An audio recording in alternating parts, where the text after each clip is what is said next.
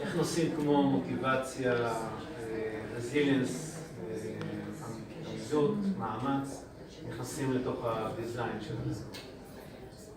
Right. This has to be part of the design.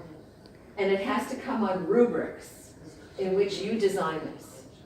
And industry has many, the IDS has, universities have different rubrics for those attributes. And those are attributes. Those are what we can see children talk about and look like when they graduate. And you've done a lot of that work. So then if those are the attributes that you want when they graduate, what does a third grade look like? What does a seventh grade look like? What are we looking for those indicators and working together to determine that? There's some research on that as well that comes out of a few countries in which to help. Other questions? Sure. שאלות על זהות, אתיקה, מוסר, איפה הן נכנסות בתוך הסטם? They have to be in every piece of it. Every piece. Because it's not about the product without the people. It's not about a deliverable that can go across a room or be what it's supposed to be. It is how it applies to, remember what I showed you, to the grand challenges, to making the world better. Tikkun olam counts. It counts, it ought to drive it. And in STEM, it is absolutely vital. You know, years ago we had movies like 2001: A Space Odyssey and others where we showed societies with no morality and with no ethics, just technology. We're not talking about that. We're talking about communities that do better. We're talking about getting rid of poverty. That has inherent morals and values. Absolutely critical. Yes? מוזכר הנושא של העוני כבר פעם שנייה או שלישית על ידך, ואני לא כל כך הבנתי איך הסטם בעצם מסייע לעוני שקיים בעולם. אנחנו עדים כרגע לאיזושהי תופעה שהעוני שקיים בעולם השלישי חוזר אלינו, גם אלינו בישראל, עם הסיפור של המהגרים. איך בעצם, אני לא מבין איך הסטם בעצם יסייע לעוני הגדול שקיים בעולם. ולאוכלוסיות חלשות בכלל. Right. Such a good question. It is the question, isn't it? It is teaching problem solving. STEM, it's so funny. STEM is science, technology, engineering, and math. And 10 years ago, when we thought about the name, and by the way, the name was not STEM, it was SMET. And everybody said SMET. Sounds like a disease. Change that. So the National Science Foundation in America changed it to STEM. So, but the whole point was to change the way the world lives, so that there was an equality of access to the best parts of the world, natural world and man-made. That only happens if you learn how to solve problems. Not that somebody solves them for you. So STEM has always been facing from the beginning the grand challenges. It's just we have not talked about them in school. They're talked about at the university level, they're talked about at the government level, but finally at school. So what does that look like?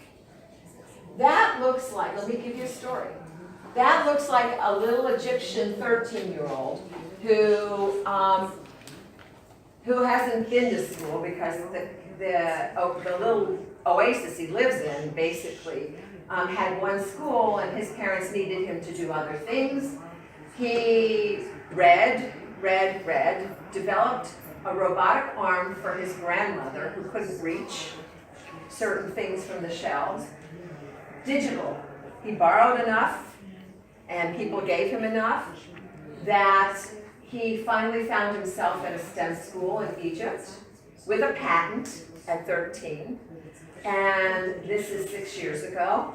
And he has been at university, and now he has a foundation because he's working for a multinational company in which pays him what he can't believe, huge amounts of money that he thinks is awful, so he has to give his money back. This is one little kid who was in poverty, who found his way to understanding to solve a problem. It's a great story. But how many of those children could do that if we gave them the opportunities? It's really the same thing. Children come into the world with a horsepower, whether they're impoverished or they're not. It's whether they have the opportunity. And STEM, you can do STEM out in the fields. You do not need everything of this.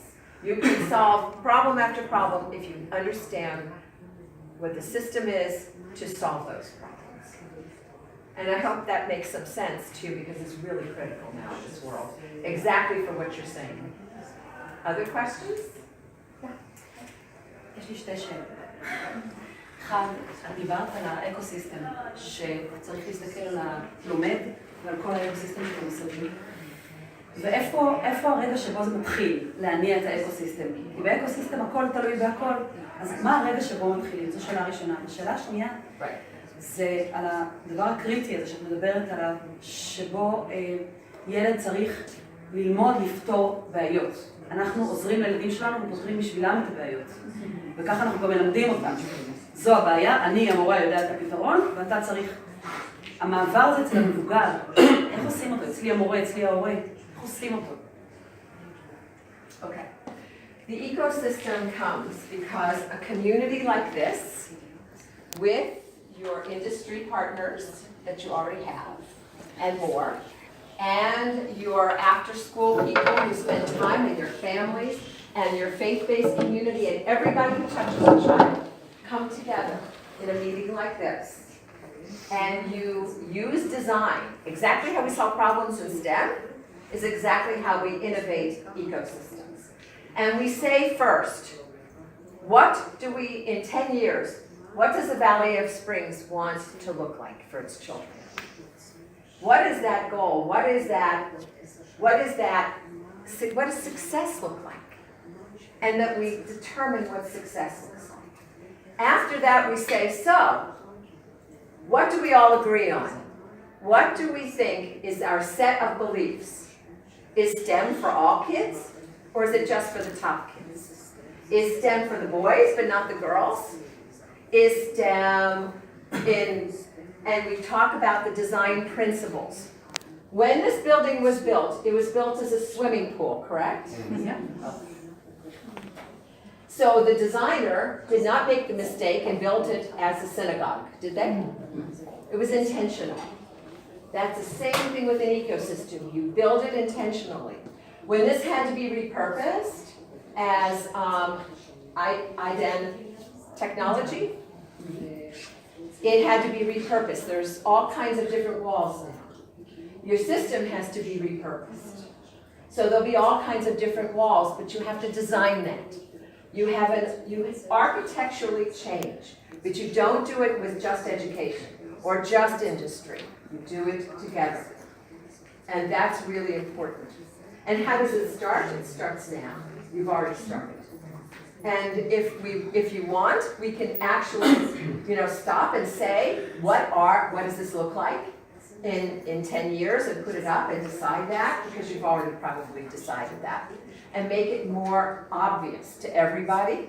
And we can do those design principles and make that obvious. And then we have to find out what's the work of the ecosystem. What does everybody do together? What do you know you want?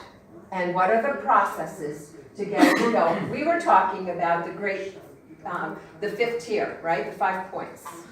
And I said, so how do children apply that, right? So we could sit down and figure that out. And we could connect the robotics program to that and see how that works. And that would be an ecosystem thing to do.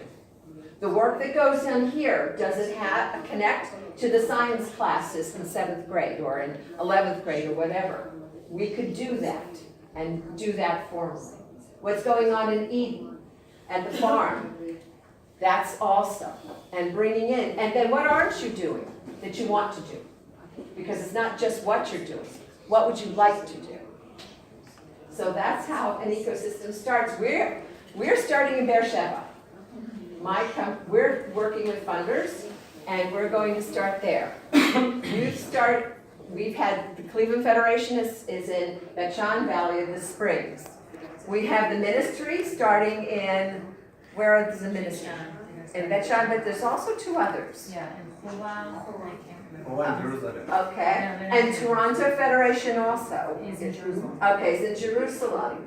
And so we're all meeting next week, all of us, so that we're not doing different, so that we're doing together. So why? We don't have to do it all the same way, but we have to learn. We have to learn from each other. And our families and our children have to think that this is one country, not splintered stems all over. So, how fast? Now. Time is passing. Children are growing up without it. That's not fun to. So time is now. It doesn't have to be perfect, but it has to be, and you're marvelous. The fact, what you have done, what you're doing, the questions you're asking, I keep saying to Cleveland, wait till you all come. They're going to have as much a treat as you're going to have. It's true. Other questions? Yes. Another question about creativity. Yes. I'm not as creative as my friends. To be more or less creative. Yes. So even when we don't have talent, there's still a difference. So when you encourage people to be creative, doesn't create a problem or has the potential to create a problem if I'm not as creative as my friend. If you care about the amount, in our own way, we all have something to say and contribute. That the issue is not the amount. It's not even it's where it fits. And then what we find is that we're dealing with our 4-year-olds and our 3-year-olds, and they're allowed to ask questions. You know, they always tug on us and say, why? And they say, why, and why, and why, and so you say, there's no more whys. Enough, we can't say no more whys. We have to let those whys go. And when they hit our classrooms, we have to allow them. Because then there's no such thing as somebody who's not creative. It's their own way of bringing it, and we have to allow for that. But it's very important, because innovation is based on creativity.